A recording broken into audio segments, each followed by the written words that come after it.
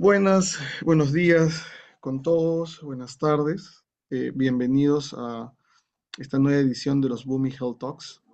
Muchísimas gracias por todos estos meses que hemos venido compartiendo temas tan interesantes. El día de hoy no es la excepción. Vamos a hablar sobre arritmias cardíacas, ¿no? Vamos a la siguiente. Ok, como ustedes saben, las sesiones se realizan en el idioma español con traducción simultánea a inglés y portugués cuando es necesario, ¿no? Ustedes pueden seguir las siguientes instrucciones. En la esquina inferior derecha van a encontrar un símbolo del mundo en la plataforma Zoom que dice Interpretation o interpretación o traducción y le pueden dar clic y tienen tres opciones. Cuando está desactivada, de manera por definición ya está en español, pero pueden ponerlo en el idioma de su preferencia, tanto en inglés como en portugués. Es importante que ustedes también conecten bien el audio de la computadora esta interpretación solo está disponible cuando ustedes están dentro de la plataforma Zoom y a través del Call Me o el Dial-In no van a poder acceder a esas opciones. Para hacerle preguntas a nuestro ponente, la pueden hacer durante toda la ponencia. Hacia el final nosotros le hacemos las preguntas al doctor Ignacio y lo pueden hacer en la herramienta que se llama Q&A o preguntas y respuestas, también ubicada en la parte inferior derecha del Zoom, ¿no? Y ahí ustedes pueden poner todas las preguntas para el expositor del día de hoy. Bueno, me presento yo. Estamos en nuestra octava edición de este año. Yo soy Miguel Eguavi, soy médico, soy el gerente de auditoría médica y programas de salud de Bumi y me da muchísimo gusto en esta ocasión presentar a José Casanueva, representante de marketing de la Clínica Universidad de Navarra, un aliado muy importante que estamos teniendo durante este año y que creo que es nuestro tercer webinar que tenemos con ustedes. Así que ha sido siempre todos muy buenos y muy interesantes y con un público que siempre tenemos la suerte que hace muchísimas preguntas también. Entonces, te dejo la palabra, José. Buenos días por allí. Muchísimas gracias, Miguel. Es un verdadero placer estar aquí con vosotros. Gracias a Bumi por darnos la oportunidad de poder organizar este webinar sobre un tema tan interesante como son las claves en el tratamiento de de la arritmia cardíaca. Gracias también a todos los inscritos que ahora estáis conectados y escuchándonos. Antes de dar paso directamente al doctor Ignacio García Bolao, simplemente unas breves palabras de introducción sobre la clínica.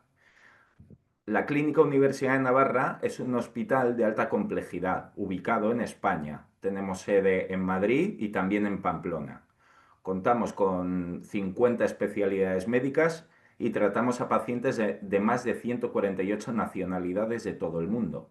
Actualmente estamos considerados como el mejor hospital privado de España y entre los mejores hospitales del mundo según la revista Newsweek. Contamos con tecnología líder en el mundo para el tratamiento de enfermedades complejas, como la unidad de protonterapia, quirófanos híbridos, cirugía robótica, plataformas de diagnóstico genómico. Además, somos hospital universitario y como tal, un centro de investigador y docente. Una combinación que hace posible que la clínica sea el centro con mayor número de ensayos clínicos en España. Contamos con un equipo de especialistas altamente cualificado, con amplia experiencia y con dedicación exclusiva en nuestras dos sedes de Madrid y Pamplona. Y entre otras cosas, esto nos permite realizar diagnósticos rápidamente, en las primeras 24 o 48 horas, algo especialmente importante para el paciente internacional. Muchas gracias de nuevo, Miguel y el equipo Bumi. Recordaros que al final, bueno, como nos ha explicado Miguel, habrá un turno de preguntas que podremos resolver. Sin más, les presento al doctor, el protagonista, el doctor Ignacio García Bolao, director del Departamento de Cardiología y Cirugía Cardíaca en la Clínica Universidad de Navarra. El doctor es especialista en cardiología y electrofisiología cardíaca, formado y doctorado en la Universidad de Navarra, con subespecialización en el Hospital Clínic de Barcelona. Desde el 2009 dirige el Departamento de Cardiología y Cirugía Cardíaca en la Clínica Universidad de Navarra, donde desarrolló la unidad de electrofisiología y arritmias. Cuenta con más de 6.000 procedimientos realizados, es experto en ablación de fibrilación auricular, implante de dispositivos cardíacos y técnicas innovadoras como el cierre percutáneo de orejuela. Ha participado en numerosos proyectos de investigación, publicado más de 235 artículos científicos y es profesor titular en la Universidad de Navarra desde 2010. Doctor, muchísimas gracias, es un auténtico placer contar con usted y todo suyo. Pues Doctor, muchas, le doy espacio para que pueda compartir su pantalla. sí, yo creo que ahora se puede ver, ¿cierto? Correcto, doctor. Vale, la pondremos en modo presentación.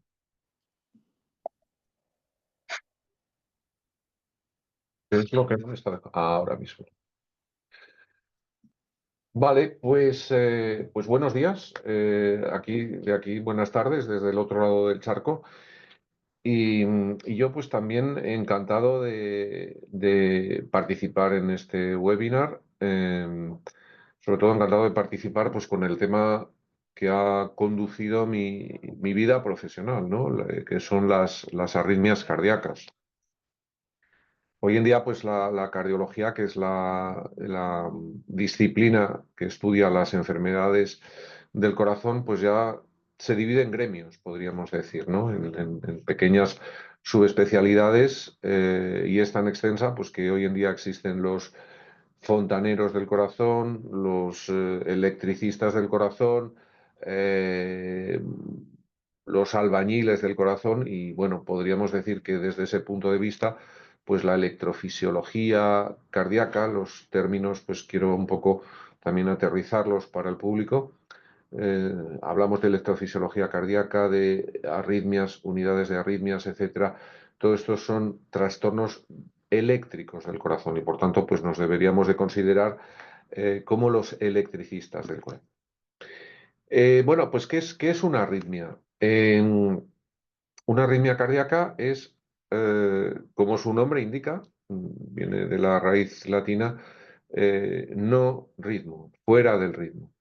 Y yo creo que esto, bueno, pues todo el mundo nota como, o puede notar, se puede palpar el pulso, lo puede escuchar, a veces nos tomamos la presión arterial y vemos cómo el aparato de presión arterial de alguna manera recoge los latidos del corazón y los recoge siempre de una manera rítmica. Es decir, el corazón tiene un modo de funcionamiento, pues como lo podría tener un semáforo de estos, no de los rojos, amarillos y verdes, sino de los que se encienden y se apagan, ¿no? Y que siempre lo hacen con una cadencia regular, como una cadencia rítmica, más parecido al tic-tac de un reloj que a otra cosa, ¿no?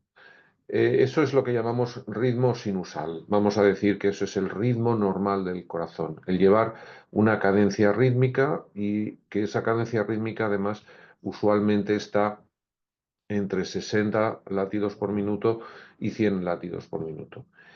Esa cadencia rítmica, lógicamente, pues la frecuencia del corazón, la frecuencia con la que late el corazón, pues puede variar. ¿Cuándo? Pues cuando, no sé, a mí me atracan por la calle y me dan un susto, pues el corazón lógicamente se acelera, ¿no? O cuando subo escaleras, o cuando tengo fiebre, me encuentro mal, tengo dolor, el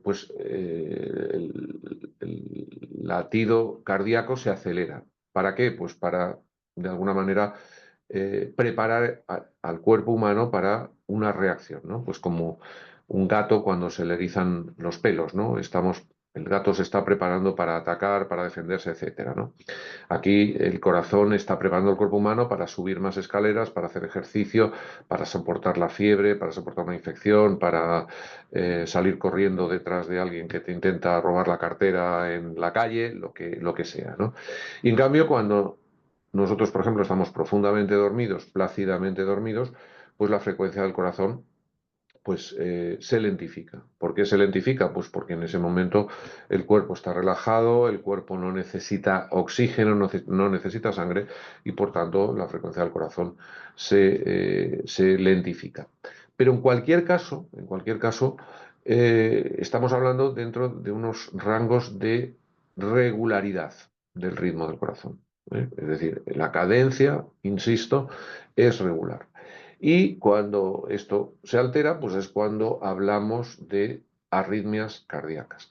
A veces hablamos de taquicardias, las taquicardias realmente son arritmias, porque la taquicardia significa que el corazón late muy deprisa, a veces puede latir a unas frecuencias de 250 por minuto, esto es una barbaridad, pero puede ser así. Y a veces hablamos de bradicardias, ¿no? Bradicardias es cuando el corazón late extremadamente lento. Ninguna de estas situaciones, pues en principio, es beneficiosa ni razonable. Bueno, ¿qué es la electrofisiología en tanto? Pues, por tanto, pues la electrofisiología la defino aquí en esta diapositiva como la parte de la cardiología que se dedica al estudio y al tratamiento de las arritmias cardíacas. Y esto se realiza, bueno, con varias herramientas que van desde lo más sencillo, que es hablar con el paciente, escuchar al paciente, escuchar qué es lo que nota, hasta, digamos, herramientas tremendamente sofisticadas que podrían pasar perfectamente por una película de ciencia ficción. Insisto, herramientas extremadamente sofisticadas que nos permiten, fíjense ustedes, nos permiten incluso seguir la actividad eléctrica del corazón a través del latido cardíaco por dentro del corazón. Porque todo esto de lo que estamos hablando es una serie de circuitos eléctricos. Estos son circuitos eléctricos que hay en el corazón y que deberían de llevar un ritmo regular, insisto, y un principio y un final. Ese es el latido cardíaco, se caracterizaría por tener un principio y un final.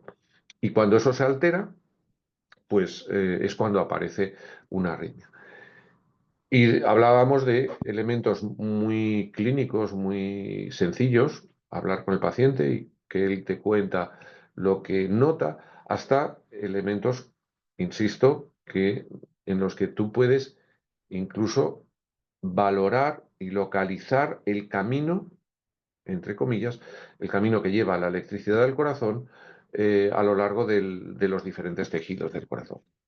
Y, y vuelvo a insistir, es un circuito eléctrico, no son cables como tal, pero son estructuras dentro del músculo del corazón. Esto sería un corazón abierto por dentro, que tiene una parte derecha, una parte izquierda, y que tiene una serie de cables, entre comillas, que son las estructuras marcadas en amarillo, una serie de cables que lo que hacen es conducir electricidad a las diferentes áreas del corazón.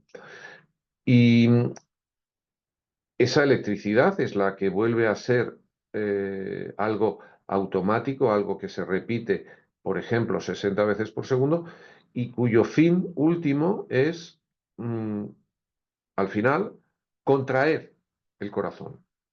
El corazón funciona un poco como cuando ponemos los dedos en un enchufe o en una batería y nos da un pequeño calambre.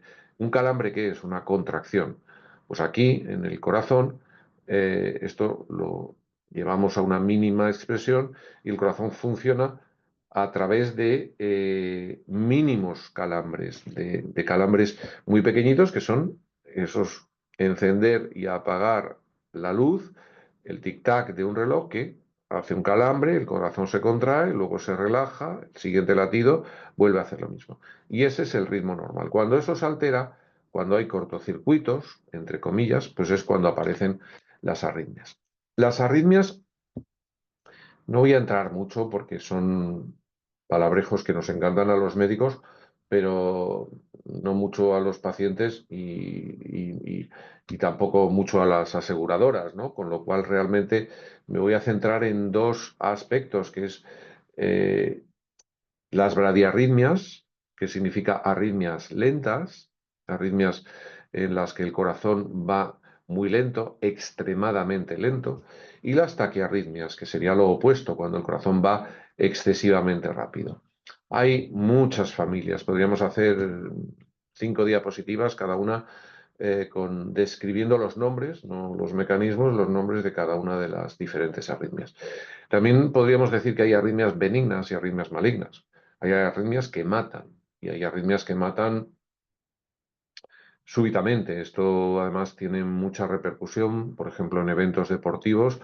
Habrán visto, bueno, en los eventos deportivos siempre hay cámaras y cuando hay cámaras siempre hay testigos y luego eso se reproduce a toda la sociedad, pues como por ejemplo pues un deportista cae fulminado, ¿no? y muere en un campo de fútbol, a veces se le consigue reanimar, llevar a un hospital, tratar, etcétera. Pero bueno, es lo que llamamos muerte súbita, es decir, hay arritmias extremadamente malignas. Por fortuna son las menos frecuentes, pero las hay, y insisto que eso es algo que se ve en los medios de comunicación con cierta frecuencia y en la sociedad con cierta frecuencia, y en cambio hay arritmias que son absolutamente benignas pero muy molestas, y luego hay un intermedio en el que hay, probablemente sean las más frecuentes, que hay arritmias que no matan por sí mismo, pero pueden producir mucha morbilidad. Por morbilidad decimos complicaciones, efectos secundarios, de alguna manera, bueno, son importantes de diagnosticar y de tratar. ¿Cuáles son los síntomas más frecuentes de las arritmias? Hay veces que las arritmias cursan de una manera asintomática, el paciente no nota nada. Esto puede ocurrir. Y cada vez es más frecuente que nos lleguen pacientes que han detectado la arritmia, no por lo que ellos noten, sino por, vamos a decir así, casualidades, ¿no? Por ejemplo, se han medido la presión arterial y el aparato que mide la presión arterial ha dicho que había una sospecha de arritmias.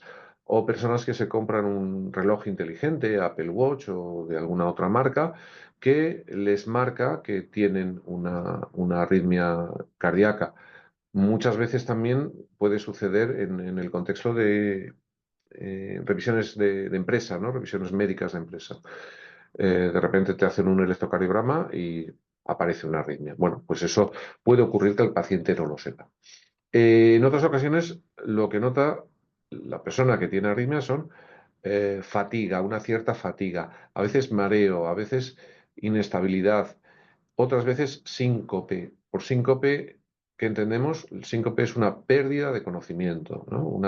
Un desvanecimiento, lo que llamaríamos lipotimia.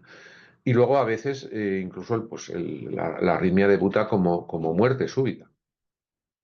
Pero en general los síntomas de las bradiarritmias son esos que estoy comentando ahí, ¿no? Hay veces que el paciente no necesita tratamiento para una bradiarritmia, una arritmia lenta.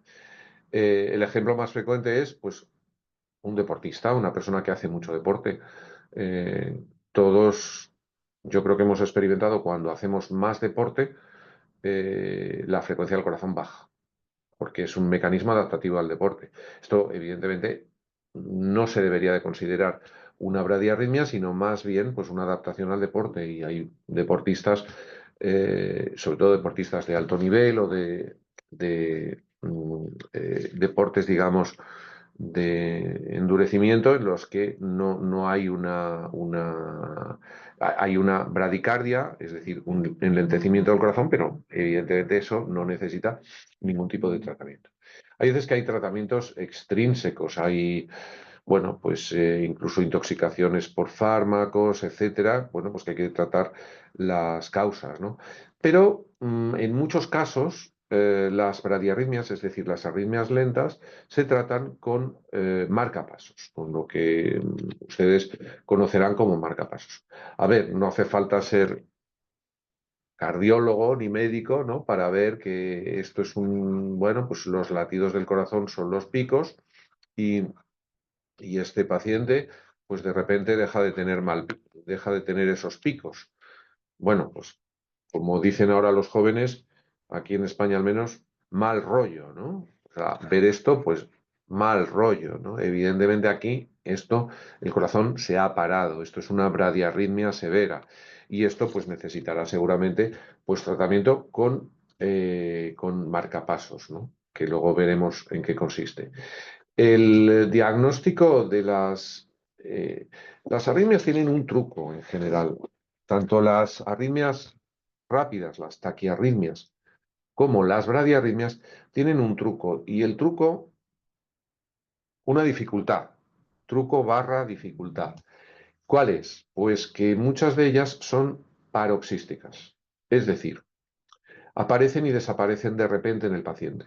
Es decir, por ejemplo, pues bueno, lo tienen aquí. Esto no hemos contado el final de esta historia, pero después de este trazado, el paciente vuelve a recuperar el latido del corazón. ¿Qué es lo que, por ejemplo, puede haber notado este paciente en este momento? Pues puede haber notado, evidentemente, lo que diríamos pues un desvanecimiento, ¿no? Que es digamos, la primera parte para una muerte probablemente muy dulce para el paciente, pero catastrófica para los familiares. Pero en cualquier caso, esto es un corazón que late y de repente deja de latir. Y luego vuelve a latir. Entonces lo que hace el paciente es pierde el conocimiento y luego lo recupera.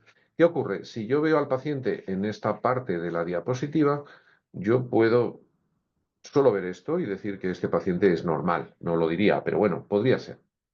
Es decir, esto es paroxístico, esto aparece de repente y desaparece de repente. Entonces, ¿qué ocurre? Que yo tendría que observar al paciente que me viene diciendo que tiene una pérdida de conocimiento, lo tendría que observar en el momento de la pérdida de conocimiento. Y eso puede ser a lo mejor una vez a la semana, o una vez al día, o una vez cada mes.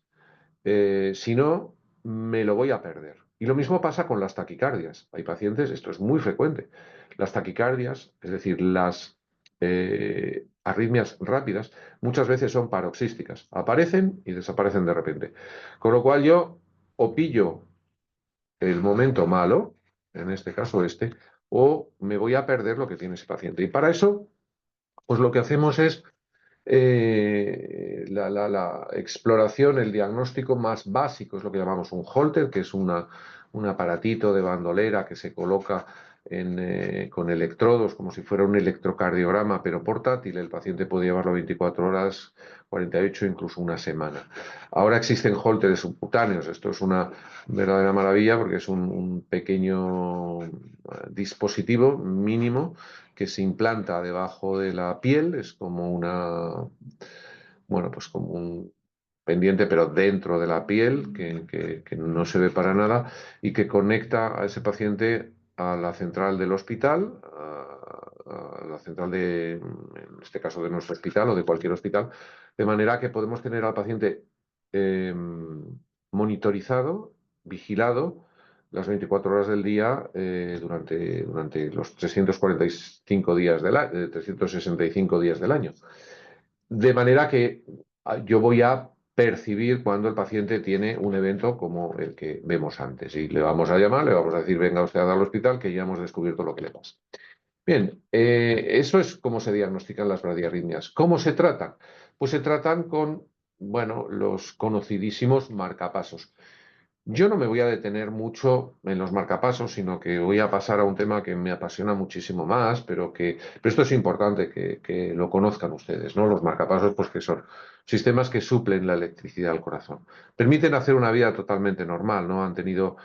Quizá durante muchos años han tenido como cierta mala fama porque llevan marcapasos, igual su corazón está muy enfermo. No, nada de eso. Llevar un marcapasos no tiene por qué ser solo para pacientes que tienen el corazón muy enfermo. En absoluto, son para pacientes que tienen el sistema eléctrico del corazón muy enfermo. Incluso hay ahora marcapasos que llamamos hincables. Estas son verdaderas maravillas que implantamos dentro del corazón y no necesariamente pues, el paciente se ve con esta huella, que no es más que el aparato debajo de la piel cuyos cables van hasta el corazón.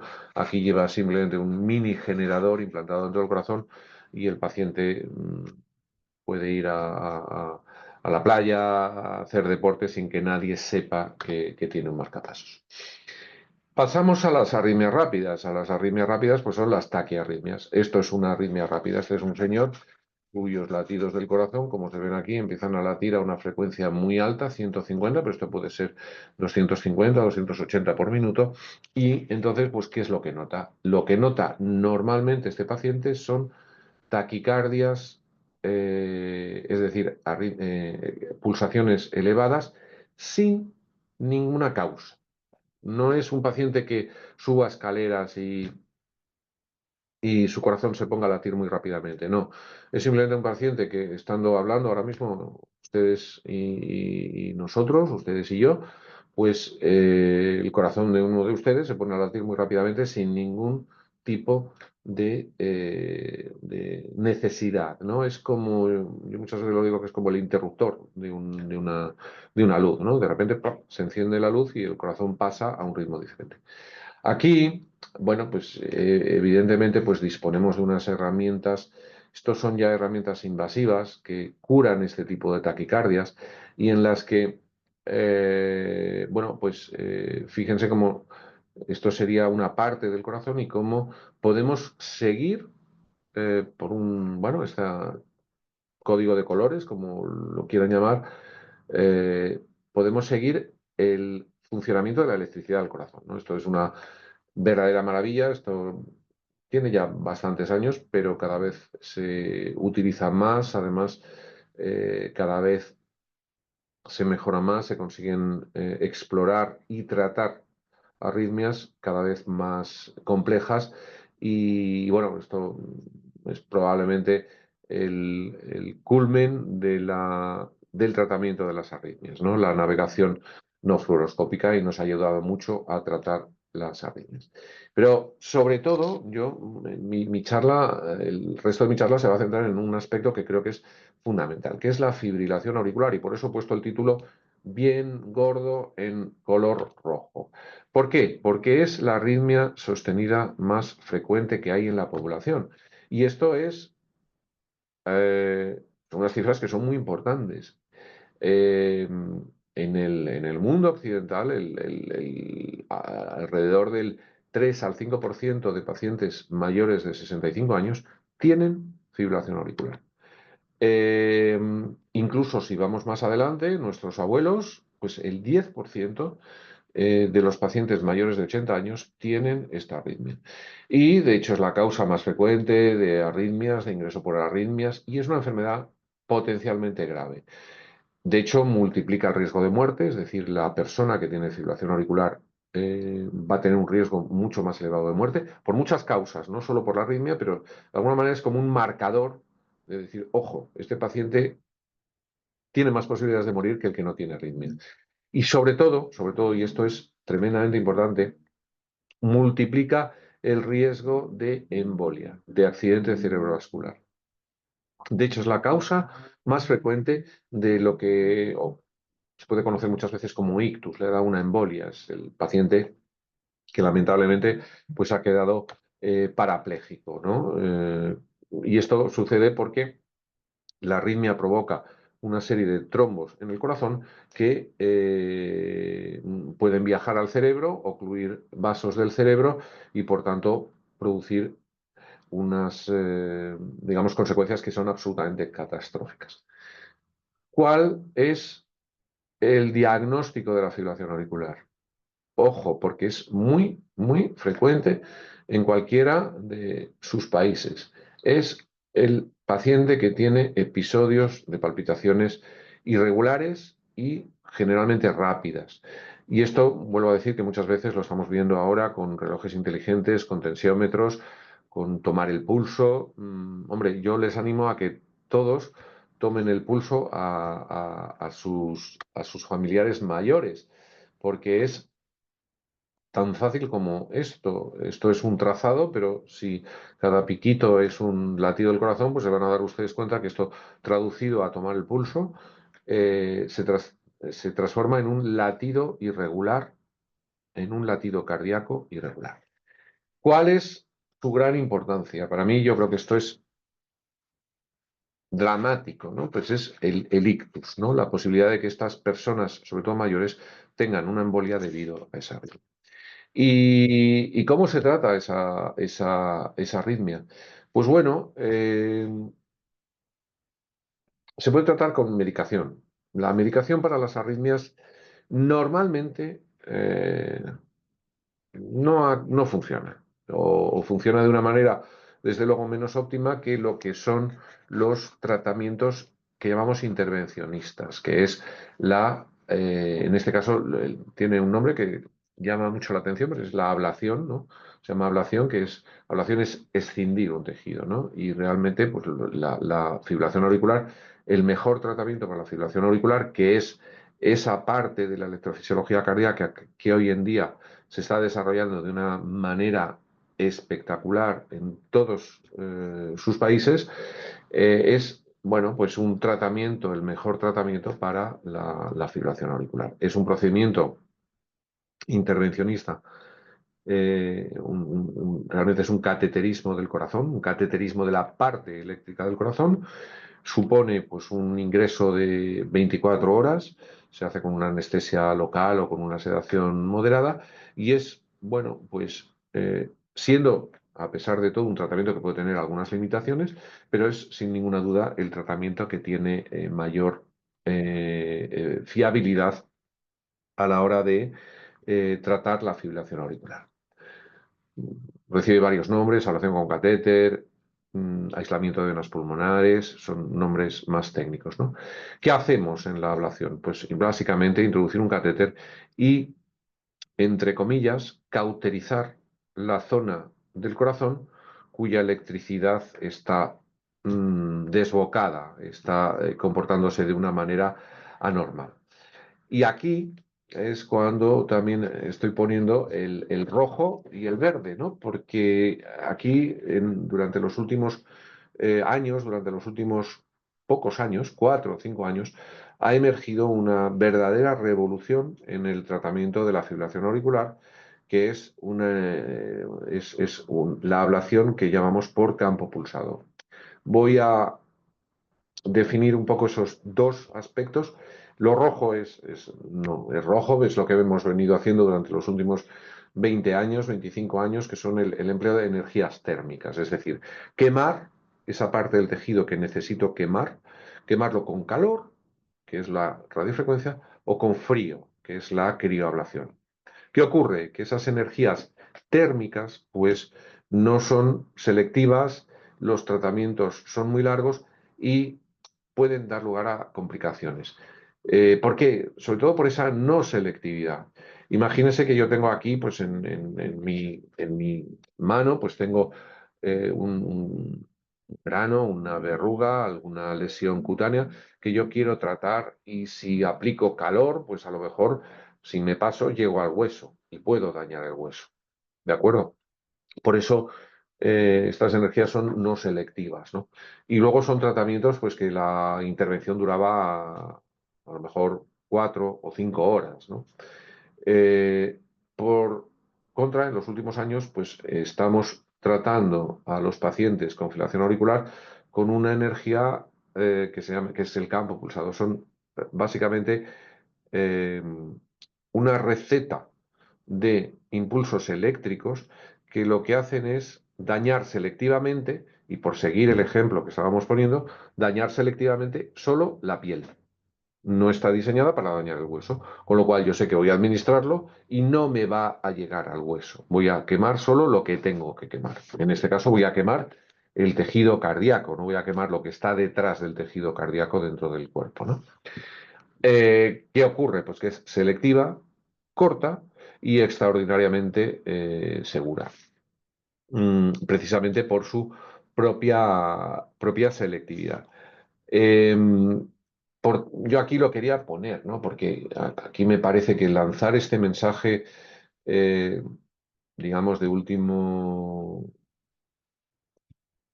que disponemos de él desde hace unos 5 años, la comunidad científica internacional, pues me parece que es un mensaje muy, muy importante. Un mensaje, además, no solo hacia los pacientes, ustedes o muchos de los que están detrás de la pantalla, sino también un mensaje para muchos médicos, que incluso muchos cardiólogos que desconocen que estos sistemas son pues mucho más eficaces, mucho más seguros que la ablación que nosotros mismos estábamos haciendo hace 5 años. ¿Eh? Y, ¿Y qué ocurría hace 5 años? Pues que, bueno, enviar a un paciente a una intervención de 4 horas, de 5 horas, pues a veces uno se lo pensaba, ¿no? Esto, el procedimiento, aquí tienen los datos de mi centro, de la Clínica Universidad de Navarra, pues el tiempo medio del procedimiento ahora mismo son 36 minutos, o sea, es una intervención de 36 minutos. A veces a mí me revelo un poco porque dice, bueno, yo que quiero ser una persona importante, ¿no? Como un cirujano muy importante, y ahora hago intervenciones de 36 minutos. Bueno, pues es como debe de ser, ¿no? Los médicos tenemos que luchar porque los tratamientos sean accesibles a la mayor parte de la gente, de la población, y que además facilitar los tratamientos. Si yo los puedo hacer con anestesia local, pues mejor. Si yo en vez de estar ingresados una semana, van a estar ingresados unas pocas horas, pues mejor, ¿no? En cualquier caso, la experiencia nuestra, pues ya son casi 1000 pacientes en unos pocos años, en 3 años y un poquito más. El tiempo medio de la intervención son 36 minutos, la estancia hospitalaria es de 24 horas, es decir, el paciente viene un día y se va al día siguiente, y las complicaciones son menores del 1%, los tratamientos térmicos tienen complicaciones hasta del 5%. Y además, bueno, pues es extremadamente útil porque el 87% de los pacientes están libres de arritmias al año del seguimiento. Es unas cifras, estoy presentando las mías porque me han invitado ustedes, pero bueno, los centros que tienen, sí que es cierto que hay que tener mucha experiencia. Los centros que tienen experiencia con esta técnica trabajan más o menos con estas cifras.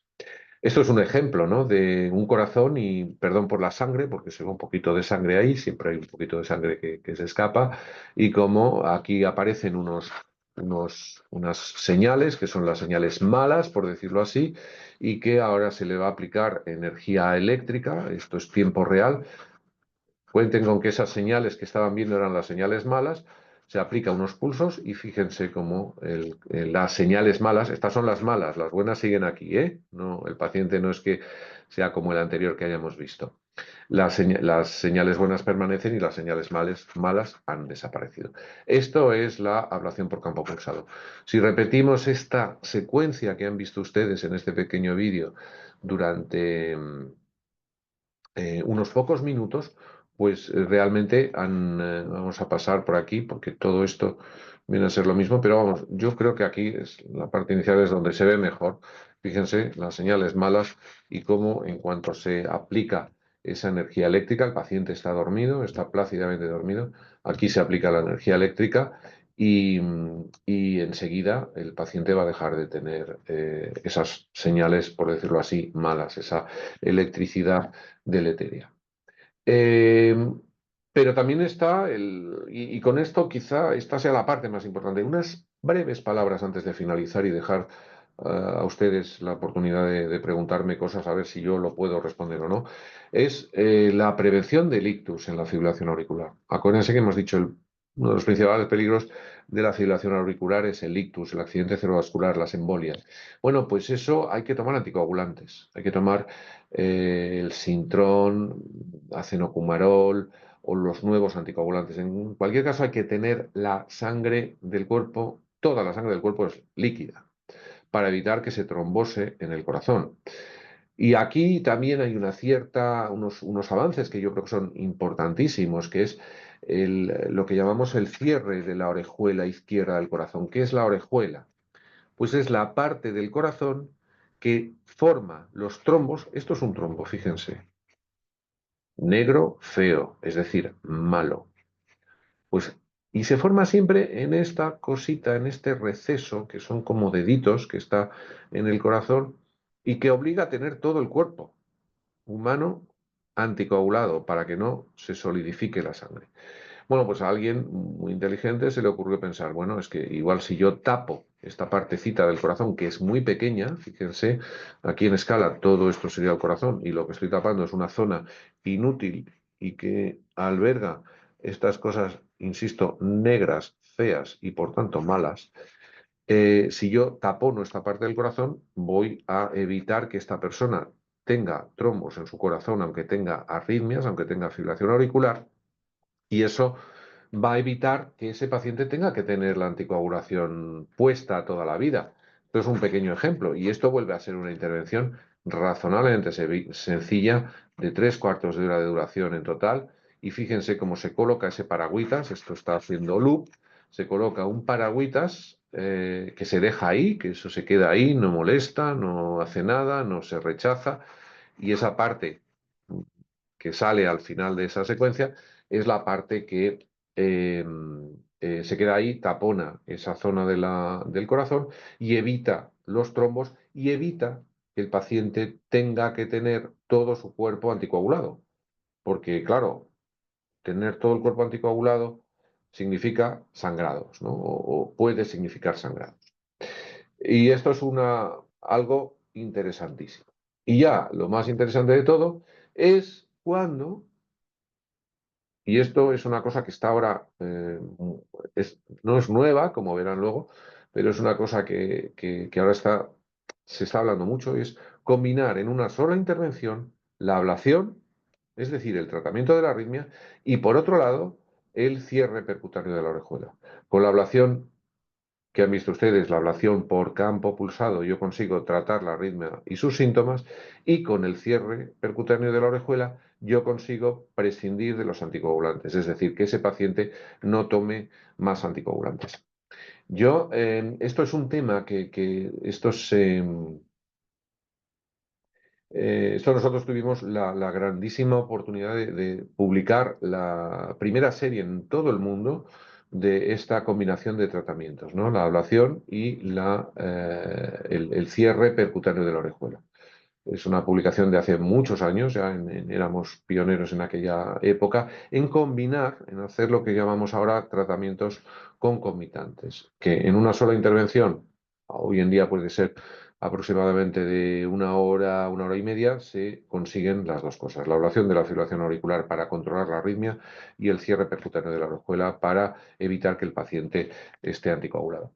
Y nada más, muchas gracias. No tengo muchas más cosas que decir. Sí, creo que esto que hemos hablado, pues bueno, al final yo siempre digo que esto es una labor de equipo y lo digo, vamos, absolutamente convencido de ello. Esto es como los aviones, ¿no? La aviación no es un buen avión, ni un buen piloto. No, es un buen avión, un buen piloto, un buen copiloto, un buen controlador aéreo, un buen técnico de mantenimiento. Son muchas cosas que hacen que coger un avión para un viajero, o en este caso, podríamos decir, la experiencia del paciente, lo vea como una cosa muy sencilla. Uno coge un avión desde, no sé, desde San José, Costa Rica hasta Madrid y qué fácil, en 6 horas y pico, 7 horas, o igual algo más. He viajado, he cruzado el charco. Es verdad. Y la magia es que eso sea mucho más sencillo, pero sabiendo que detrás de otro pues están estas personas y muchas otras que en nuestra unidad de arritmias que tenemos, eh, además muy bonita, muy nueva, con 2 quirófanos dotados de toda la tecnología, pues se consigan hacer tratamientos de ese tipo. Y ya muchas gracias, Miguel. Yo agradeceros la invitación y dispuesto a contestar preguntas si es que sé contestarlas. Claro que sí, muchas gracias, doctor Ignacio. Muy, muy interesante la charla. Tenemos algunas preguntas del público y también algunas preguntas mías que me han quedado por esta nueva tecnología. Bueno, esta tecnología que ustedes ya vienen desarrollando interviniendo con la parte de ablación de campo pulsado. La primera pregunta que tiene nuestros asistentes el día de hoy es, ¿las arritmias tienen que ver con la tensión, entendería con la presión arterial? ¿Tienen una relación con el tema de presión arterial? Em, sí y no. Y no es por contestar. A ver, la presión arterial es algo devastador también, es una sobrecarga del corazón tremenda, ¿no? Esto es como si ahora ya los coches son, la mayor parte de los vehículos, incluso en Europa siempre hemos sido más de cambio manual, ¿no? Pero en- en Estados Unidos, en Latinoamérica, siempre ha sido más cambio automático, pero sería comparable a llevar un automóvil en primera o segunda marcha todo el rato, ¿no? A 80 por hora, a 100 por hora en segunda, ¿no? El coche se desgasta. Esa es la hipertensión arterial en el corazón. El motor, que es el corazón, se desgasta por una sobrecarga. Aquí la hipertensión arterial, pues evidentemente provoca una sobrecarga del corazón y evidentemente provoca una, un desgaste prematuro que favorece la aparición de arritmias. Entonces, la respuesta es sí. ¿Por qué? Por ese desgaste prematuro. Lo que pasa es que si yo solo voy a tratar la hipertensión arterial una vez que se han desarrollado las arritmias, pues no voy a obtener el beneficio de curar, entre comillas, esas arritmias. El corazón ya se me ha desgastado, quizá la causa inicial es la hipertensión arterial, como algunos otros factores de riesgo, pero en cualquier caso la hipertensión arterial, pero ya una vez que se han desarrollado arritmias, el tratar la hipertensión arterial no va a curarlas, no va a curarlas. Entonces, desde el punto de vista preventivo, pues sí, evidentemente tratar la hipertensión arterial en vistas a muchas cosas, pero entre otras a no tener arritmias en el futuro, pues es importante. Correcto, correcto, perfecto. Eh, para las personas que ya usan marcapasos, ¿en qué situaciones sería necesario aplicarles este tratamiento que usted mencionó, el de los pulsos? Y si una vez realizado esto, se puede retirar el marcapasos. Vale, en la ablación por campo pulsado, la fibrilación para la ablación de fibrilación auricular, se puede emplear en pacientes con marcapasos, sin ninguna duda. Lo que pasa es que estamos hablando, digamos, como si fuera de dos aspectos diferentes de las arritmias. El marcapasos normalmente es para personas que tienen bradiarritmias, es decir, ritmos lentos. Y la fibrilación auricular, paradójicamente, es para ritmos, bueno, no paradójicamente, la fibrilación auricular es para ritmos rápidos. ¿Qué ocurre? Y aquí sí que es donde podría poner el paradójicamente, que paradójicamente hay personas que tienen marcapasos y a la vez pulsos rápidos, ¿no? O sea, arritmias rápidas. Y en esos pacientes sí que se les puede tratar con campo pulsado. Pero ¿qué pasa? Que en esos pacientes, cierto es que solo les vamos a arreglar la parte de taquicardias, taquiarritmias, y en cambio van a tener la bradiarritmia, con lo cual no es frecuente que una ablación por campo pulsado facilite el que un paciente con marcapasos pueda prescindir del marcapasos. Correcto, correcto. Bueno, esta es una pregunta que sí es un poco más amplia, pero creo que es importante. Eh, bueno, gracias por la información, doctor. Y dice, ¿el síndrome de Raynaud puede ser un aviso de problemas cardíacos? Sí, puede ser aviso de problemas cardíacos. Lo que pasa es que esto ya es de la fontanería del corazón, ¿no? Entonces, pero sí puede ser aviso o sea, que ya no tiene relación con las arritmias. Y me brindo a contestar la pregunta, pero seguramente podría haber otras personas que lo contestarán mejor que yo. El síndrome de Raynaud es básicamente la frialdad y palidez de las zonas acras, ¿no? De las manos, Entonces, puede estar causado por muchas enfermedades muy diferentes, algunas, por ejemplo, reumatológicas, algunas enfermedades también cardíacas y luego también incluso algunas medicaciones, algunos fármacos. Los más típicos son los betabloqueadores. Pero no tiene mucho que ver con las arritmias del corazón. Correcto. Eh, a ver, acá hay otra pregunta. Eh, ¿Cuál es la diferencia entre taquicardia y arritmia? Ah, esa es una buenísima pregunta. Es una buenísima pregunta. Yo la he mencionado brevemente, pero a veces el paciente lo confunde. Arritmia es cualquier desviación del ritmo cardíaco. ¿Qué pasa? Que se suele asociar a latidos irregulares, como en la fibrilación auricular. Es decir, que si yo, algo así, ¿no? Un latido loco, un latido irregular. No sé si me han oído el No, no. bolígrafo. Ah, No. ¿aquí me oyen? No, bueno, da igual.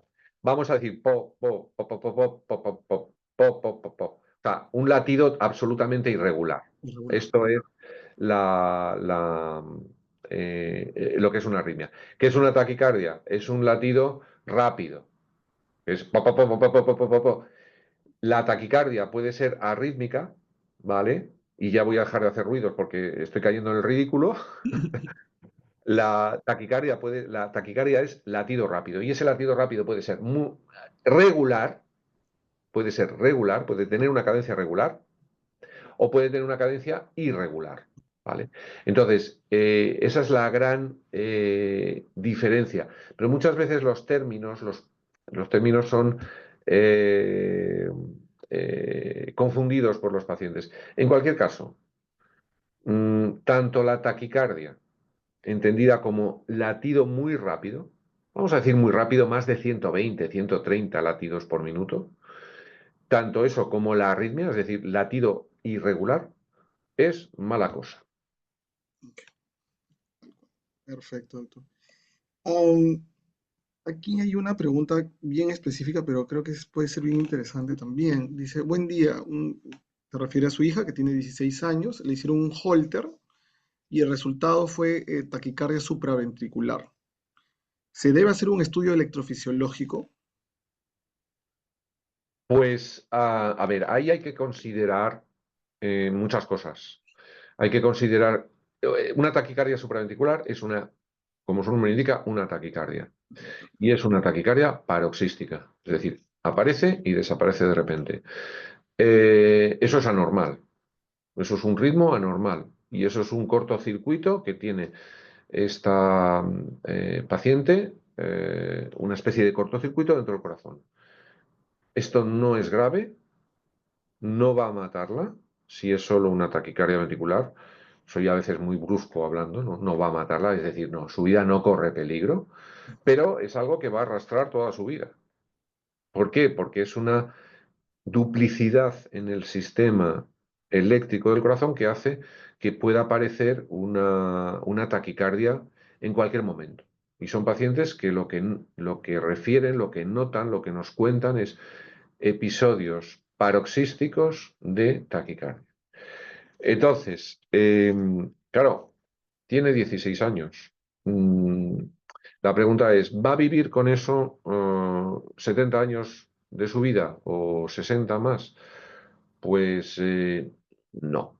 Entonces, lo lógico en estos casos es plantear un estudio electrofisiológico que es o sea, una ablación de esa taquicardia. Es un tratamiento focal para eliminar el cable anormal que está provocando el cortocircuito y que la paciente deje de tener taquicardias.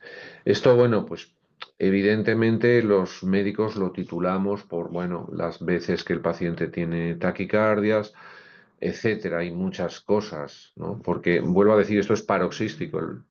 Esta chica, esta mujer está normal durante todos los días, todas las semanas, pero de vez en cuando tiene accesos de taquicardia, episodios de taquicardia. Eso, pues bueno, pues en el trabajo, cuando se ponga a trabajar mal, cuando esté en exámenes mal, cuando tenga las vacaciones mal, y por tanto, pues es un tema que en una persona de 16 años por ley de vida, va a haber que acabar solucionando. Y desde luego 16 años es una edad en la que se puede hacer perfectamente una ablación sin ningún problema. Hacemos incluso a bebés de meses, ¿no? Excelente. Doctor, y la ablación por campo pulsado es una pregunta bien específica sobre la clínica. ¿Se hace en ambas sedes, en Madrid y en Pamplona? Sí, la ablación por campo pulsado se hace, a ver, las arritmias cardíacas se tratan de momento exclusivamente en la sede de Pamplona. ¿Eh? Y preguntarán, y bueno, ¿esto por qué es? Y dice, bueno, pues porque somos precisamente un hospital con dos sedes. Pamplona está a 400 kilómetros de Madrid, está muy cerca de Madrid, y somos dos sedes complementarias. No todas los tratamientos los hacemos en las dos sedes, y especialmente tratamientos que pueden ser complejos, ¿no? ¿Por qué? Pues porque evidentemente aquí yo creo que lo he dicho bastante claro con la analogía que hacía con el mundo de la aviación, ¿no? Pues seguramente si repartiéramos los casos, ¿no? entre dos hospitales, bueno, se pierde un poco también el volumen, se pierde la calidad, y por eso no queremos que hay cosas que dices, bueno, funcionan perfectamente en una sede, pues vamos a seguir manteniéndolas en una sede para, para, para mantener esa calidad, ese nivel de pacientes, etcétera, ¿no? Eh, Aplíquelo a una compañía aérea y lo entenderá perfectamente. Creo que sí. Esta es una pregunta que es bien específica, pero voy a tratar de generalizarla un poco. La pregunta es, ¿todas las taquicardias son peligrosas?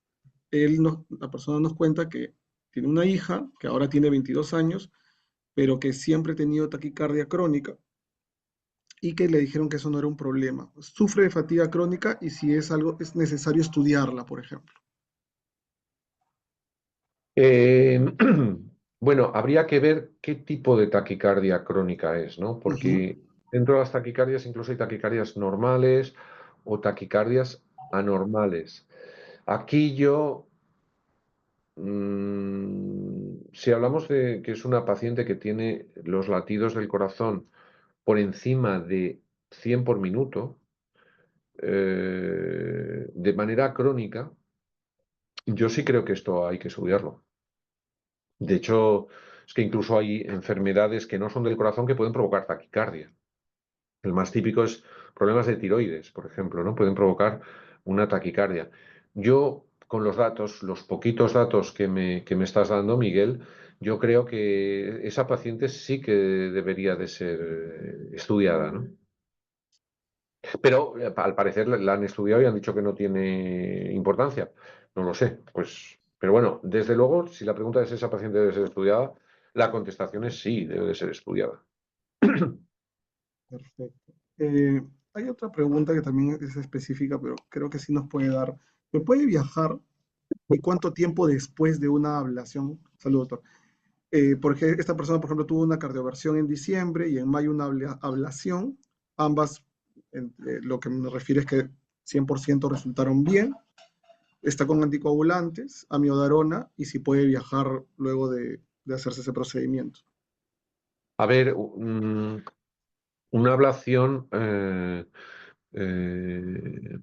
normalmente uno puede viajar a las 48 horas. Es decir, estoy hablando de viajar,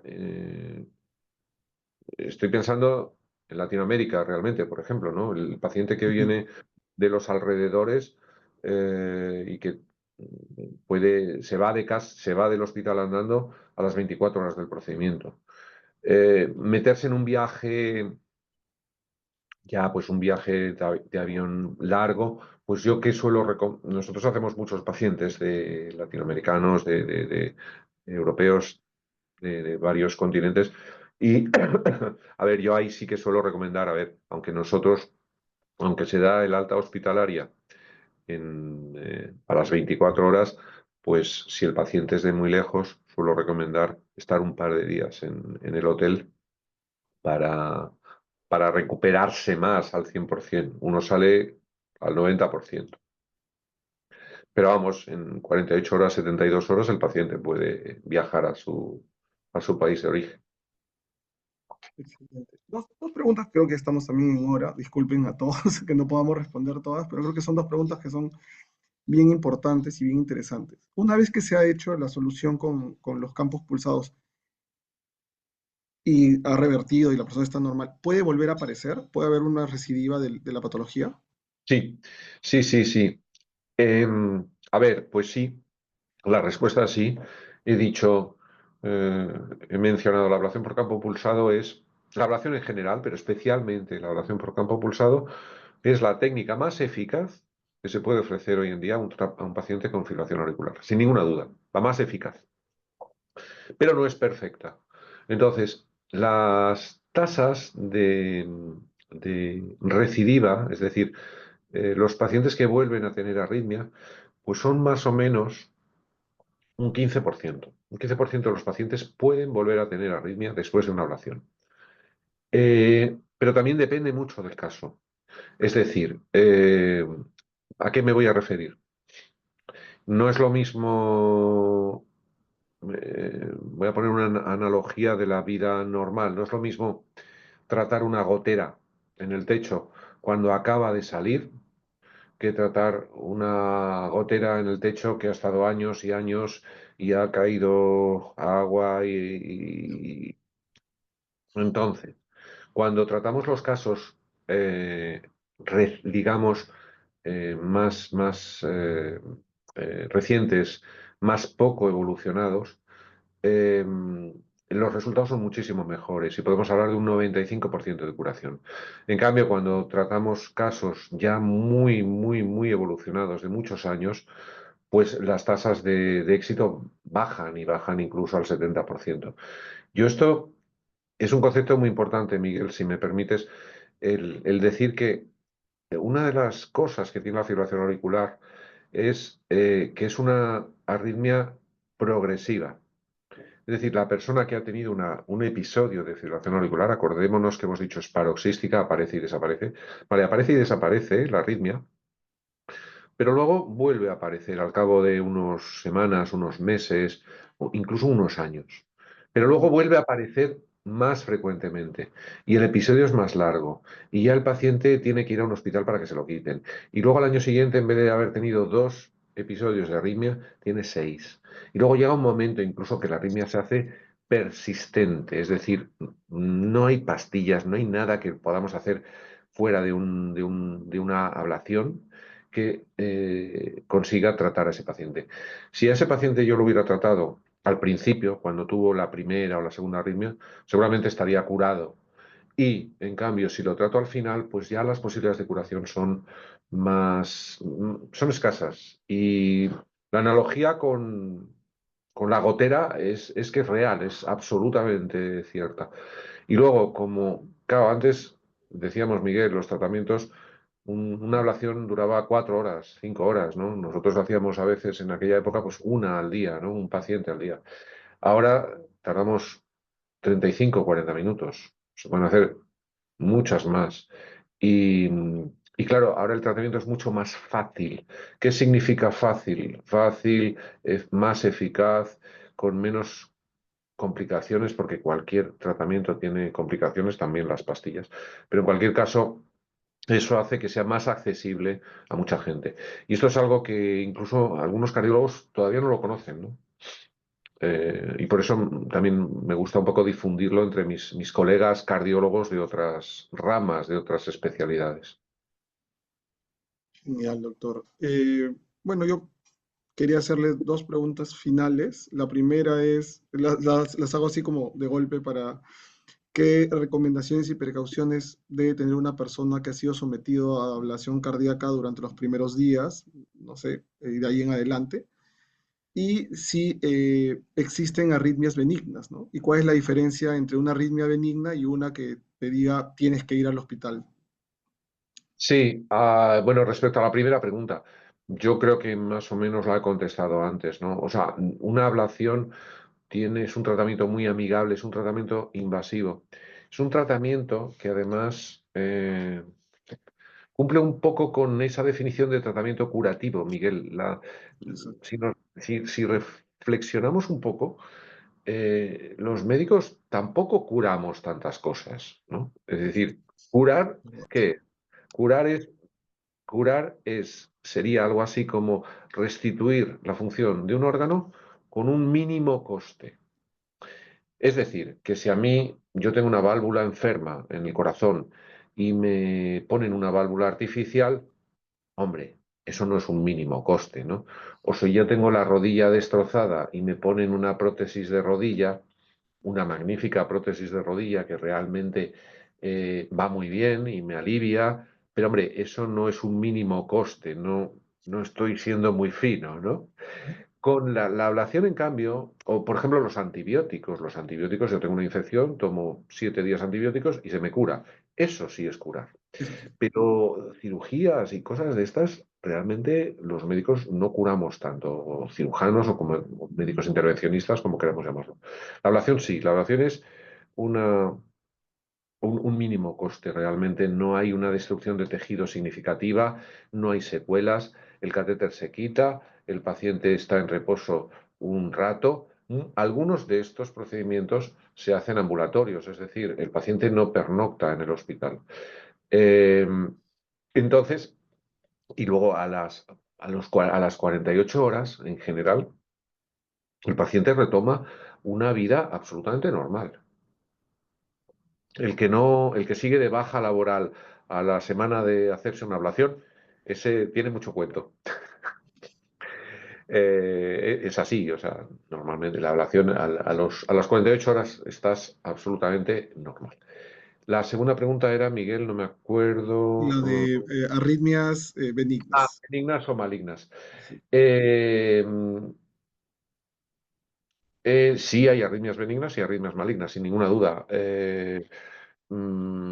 O taquicardias benignas y malignas. ¿Cuándo ir al hospital? Pues yo diría que hay que ir al hospital o a una revisión cuando el paciente se encuentra mal. A urgencias, por ejemplo, cuando el paciente se encuentra muy mal. Hay arritmias que provocan que el paciente se encuentre muy mal, incluso muerte súbita, como hemos comentado antes. Signos de alarma. Quizá las arritmias recurrentes, ¿no? Bueno, de repente tiene una arritmia, se quita y luego vuelve a aparecer. Arritmias en las que el corazón va, que lo he puesto en mayúsculas en la presentación, ahí lo tienen, cuando el corazón va rápido e irregular. Mal rollo. Como dicen los jóvenes en España, mal rollo. Es un signo de alarma. Pérdidas de conocimiento es otro signo de alarma. Ahí, pues, bueno, yo creo que hay que buscar atención médica, ¿no? Excelente. Muchísimas gracias, doctor. Le pediría, por favor, si puede pasar a al siguiente slide que tiene ahí. Muy, muy amable. Bueno, en realidad, muchísimas gracias a todos por sus preguntas. Nuevamente, las disculpas del caso que por razones de tiempo no podemos responder todas como quisiéramos. Hacia el lado derecho del slide que ustedes pueden ver en pantalla, tienen un código QR al que por favor les pedimos ingresar y darnos una opinión sobre el webinar del día de hoy. De mi parte, como siempre con Clínica Universidad de Navarra, muchísimas gracias. Creo que primero que tienen profesionales a uno, no solo en la parte profesional, sino en la parte personal también, y es muy agradable siempre escucharlos. Muchísimas gracias a José María, que el día de hoy no nos ha podido acompañar. Muchísimas gracias a José, que sí nos acompañó. Y muchísimas gracias, doctor Ignacio, por una charla tan interesante y de un tema que es más común de lo que creemos, creo yo. Y es muy importante tenerlo en cuenta porque pasan siempre alguna, algún problema cardíaco, a veces de jóvenes o ya de mayores con mayor razón. Así que nada, esperamos unos segundos para que ustedes puedan responder a la encuesta. Doctor, si tiene algunas palabras finales. Nada, Miguel, agradeceros la invitación, un verdadero placer. Yo creo que parte de la misión bueno, pues de las instituciones médicas, de los profesionales médicos, es también, bueno, pues dar educación médica, formar a la gente, porque a veces, pues efectivamente, tener en mente una serie de síntomas alerta puede ser muy importante a la hora de evitar problemas y también dar a conocer a la gente pues tecnologías y tratamientos que hace unos años eran impensables abordar. Y de verdad, muchas gracias por invitarme, Miguel. A usted, doctor, muchísimas gracias. Bueno, creo que con esto damos por finalizado. Solo una indicación más. En 2 semanas tenemos también nuestro siguiente Boomy Health Talk. Ya estén atentos a nuestras redes sociales para el mes de octubre y para el mes de noviembre y de diciembre, que van a ser a inicios de mes, a diferencia de cómo lo hemos venido haciendo. Muchísimas gracias, doctor Ignacio. Muchísimas gracias a la Clínica Universidad de Navarra. Muchísimas gracias a Boomy por el espacio también. Muchísimas gracias a todos nuestros participantes y muy alegre y siempre muy contento de que todos estos Boomy Health Talks hay una participación importante de los asistentes, ¿no? Creo que eso es súper valioso y como dice el doctor, parte de nuestro ser de médicos y nuestro ser de instituciones de salud también es hacer educación médica y esto es parte de. Así que muchísimas gracias a todos. Tengan un buen jueves y gracias. Hasta luego.